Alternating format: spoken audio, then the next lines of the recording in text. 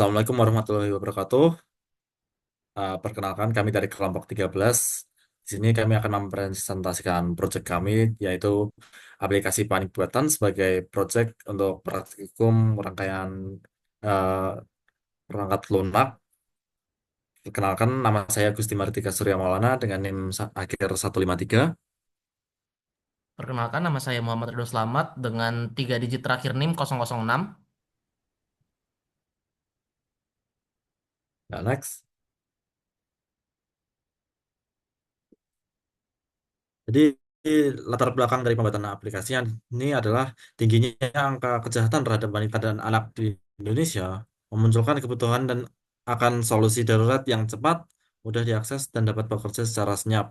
Aplikasi Panic Button ini dirancang untuk pertama, menyediakan cara instan bagi pengguna, terutama wanita dan anak di bawah 18 tahun untuk mengirim sinyal darurat hanya dengan menekan satu tombol, lalu memungkinkan pelacakan lokasi real time tanpa menarik perhatian pelaku, mengirimi mengirim notifikasi otomatis berdasarkan data identitas dan peta lokasi pada kontak darurat seperti orang tua, keluarga, atau sahabat, serta mendukung integrasi dengan perangkat wearable, misalnya smartwatch, untuk akses tombol darurat alternatif.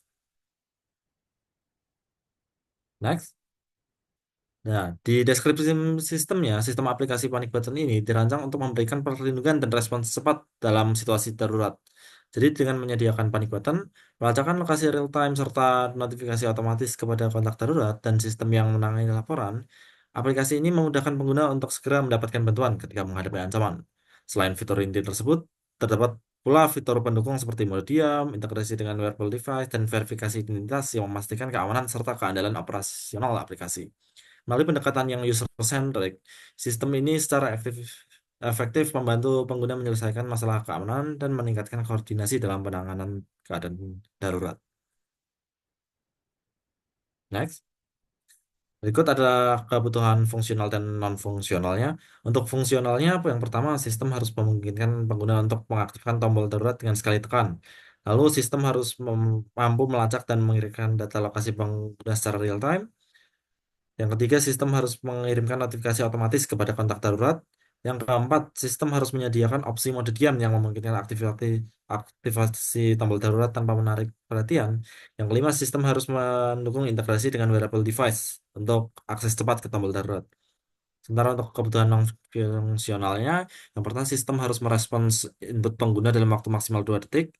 Lalu sistem harus mengimplementasikan enkripsi data, autentikasi yang kuat, dan perlindungan terhadap serangan cyber serta akses yang tidak sah. Lalu sistem harus berjalan dengan lancar dalam berbagai perangkat dan sistem operasi. Selain itu, sistem harus dirancang untuk menampung peningkatan jumlah pengguna dan volume data secara efisien tanpa mengurangi kinerja. Dan yang terakhir, sistem harus memiliki antarmuka yang intuitif dan user-friendly agar mudah dioperasikan semua kalangan, termasuk wanita dan anak-anak.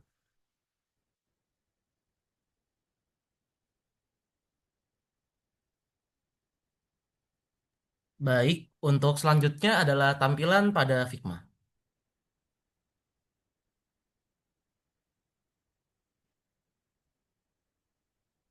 Baik, untuk yang pertama di sini pada aplikasi Panic Button yang dirancang terdapat splash screen terlebih dahulu. Jadi nantinya ketika aplikasi tersebut akan dibuka akan menampilkan splash screen kurang lebih selama 2 detik. Kemudian setelah splash screen ditampilkan, selanjutnya adalah verifikasi identitas, di mana verifikasi identitas tersebut merupakan langkah selanjutnya dari splash screen yang menampilkan uh, nama aplikasi, logo, dan juga tombol masuk. Ketika nantinya tombol masuk ini ditekan, nanti akan mengarah ke verifikasi PIN, di mana di verifikasi PIN tersebut pengguna atau user dapat memasukkan kata sandi ataupun menggunakan biometrik yang terdapat di HP mereka. Kemudian ketika diklik masuk, akan di review terlebih dahulu, akan melakukan cek identitasnya apakah sudah betul atau belum. Jika benar akan menampilkan pop-up verifikasi berhasil. Namun jika gagal akan menampilkan pop-up verifikasi gagal.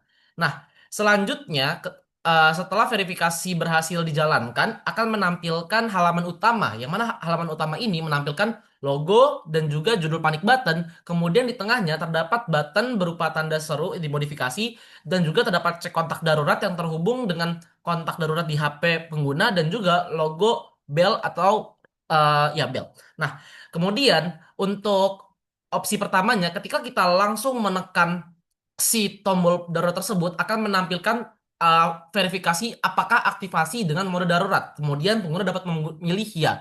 Nah, namun jika pengguna nantinya ingin menggunakan mode diam, yang mana mode diam ini tanpa mengeluarkan suara dan juga tanpa adanya getaran, pengguna dapat memilih opsi lonceng ini. Kemudian nantinya ketika diklik lonceng tersebut akan mengarah ke halaman yang menggunakan si bel tersebut yang dicoret, yang mana artinya aktivasi mode diam sedang dijalankan. Nah, kemudian setelah ditekan logo bel tersebut yang dengan tanda silang, nantinya akan menampilkan verifikasi kembali apakah aktivasi dengan mode diam, dan jika pengguna memilih ya, baik diaktifasi panic button normal maupun mode diam, maka sistem akan mendeteksi lokasi. Di sini deteksi lokasi dimulai dengan penentuan terlebih dahulu di mana kondisi HP atau di mana kondisi pengguna ketika mengaktifkan aplikasi tersebut. Kemudian akan menampilkan halaman loading, dan ketika loading sudah didapatkan si titik dari pengguna tersebut, longitude dan longitude-nya,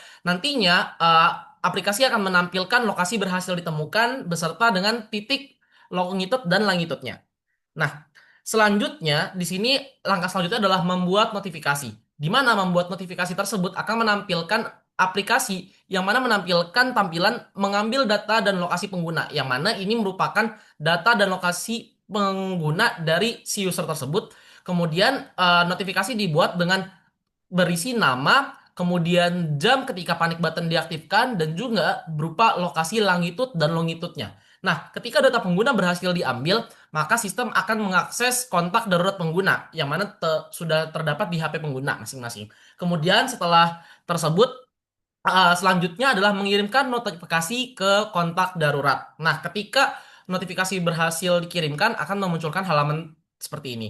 Nah, kemudian untuk skema lainnya, ketika nantinya pengguna itu mengaktifkan menggunakan wearable device, di mana nanti ketika mereka mengaktifkannya melalui, let's say, smartwatch mereka, ketika mereka mengkliknya, maka nantinya aplikasi tersebut di HP mereka akan berjalan dengan sendirinya. Dari splash screen, mereka menampilkan keaktifasi melalui wearable device terdeteksi, yang mana menunjukkan bahwa mereka sudah berhasil untuk terhubung antara wearable device dengan aplikasi button tersebut. Kemudian akan melalui step by step yang serupa dengan pengaktifasian di skema yang sebelumnya, seperti deteksi lokasi, kemudian loading, dan juga lokasi berhasil ditemukan.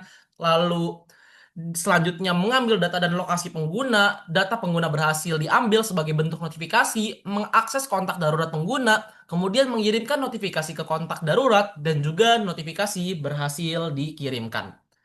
Nah, selanjutnya adalah prototype.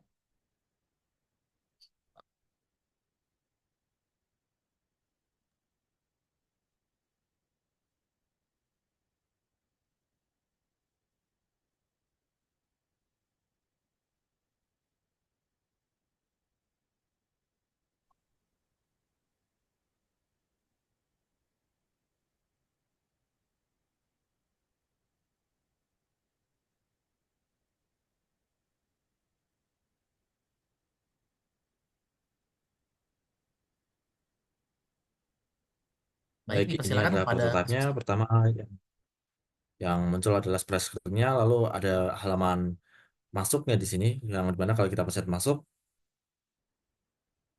maka muncul verifikasi PIN seperti ini. Setelah PIN dimasukkan, atau menggunakan fingerprint juga bisa, maka muncul verifikasi berhasil atau verifikasi gagal. Lalu di panic button ini, kita bisa langsung ada tombol di tengah yang menandakan ini adalah tombol panic buttonnya, yang jika ditekan, ya akan muncul pencarian lokasi seperti ini, loading, lalu ditemukan lokasinya. Karena ngambil data lokasi dan pengguna, data pengguna ini selalu berhasil diambil, lalu mengakses kontak, kirimkan notifikasi ke kontak tersebut, notifikasi berhasil dikirimkan, maka proses dari panic button ini telah berakhir. Lalu juga ada tadi fitur mode senyap di bagian tengahnya saat akan menekan tombol panic button, di mana fungsi tombol di senyap ini agar jika panic button diaktifkan tidak memberikan eh, sebuah peringatan yang malah mengganggu pengguna dalam menggunakannya, seperti memberikan deteksi pada orang yang mencurigakan dan lain-lain.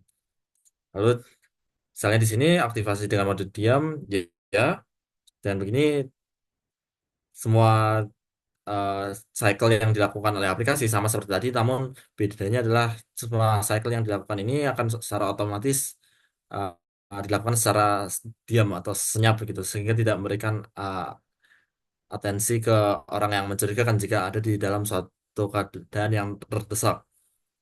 Lalu setelah notifikasi berhasil dikirimkan, maka proses dari panic button itu akan berakhir. Dan berikut dan ini jadi akhir dari cycle dari panic button ini.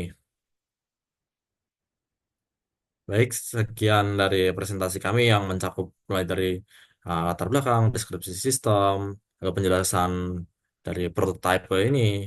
Semoga bisa dipahami dan memberikan ilmu bagi kita semua.